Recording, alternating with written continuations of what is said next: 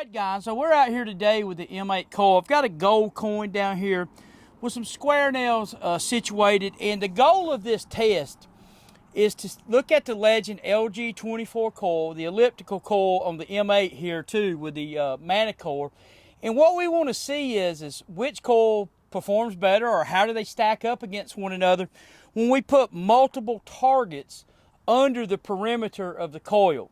That is one thing that's always intrigued me about small coil operation over the years, is multiple targets under the small coil. And I know that there's advantages in situations where these small coils can come in over a bigger coil, say a 9-inch round or 11-inch round, and all coils have different strengths and advantages. I get all that. But as metal detecting being a game of odds, I always feel like, in my mind, that having multiple targets under the coil is a pretty good representation of some of my iron infested sites. Is it perfect? Is it 100%? No, but that's the testing game that I run, so we're going to check it out. Let's look at the Minelab Manicore on the gold coin surrounded by the square nails, and then we'll get the Legend LG24 out. Now we're going to run the Manicore, and I broke my mount on the GoPro, so I don't have it to put on here, but here's the deal with the Manicore. Nothing extravagant. Upper ferrous 9, lower stock. Sensitivity on about 16. It's not a depth test, it's an unmasking test, and we want both machines to be calm. Let's see here. All-terrain low conductors. Recovery speed, we'll lower it down to about 5 on each machine. Discrimination pattern, all metal. Ferrous upper limits is 8 and bottom is 3. Ferrous volume I've got turned up, and I've got one region all tones set on this machine. Let's just look at it real quick on this, and we'll pop a noise cancel. You guys stay tuned. Let's see here. So we're going to come across it this way.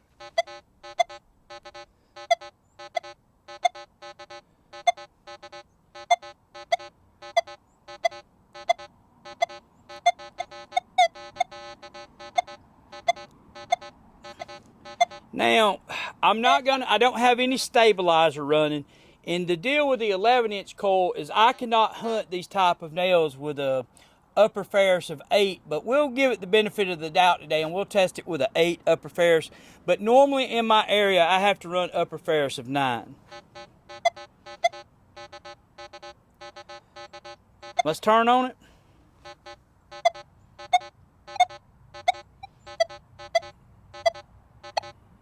Turn this way. Very tough test, man. I mean, this is a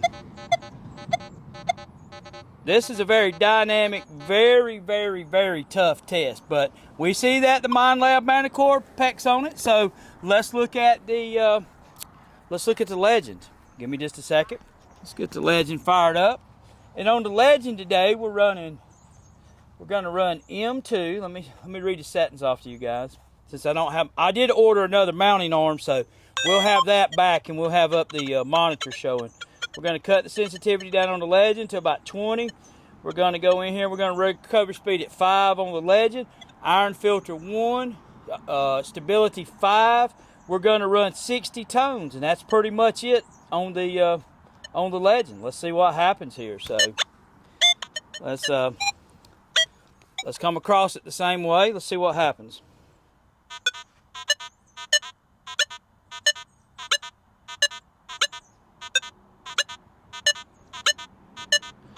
Straight forward in the window.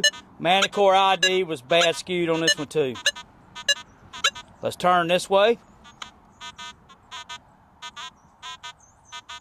Both detectors fell that way. Let's turn this way.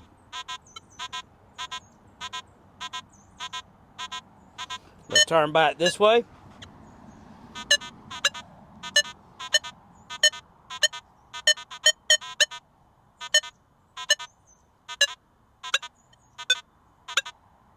Height.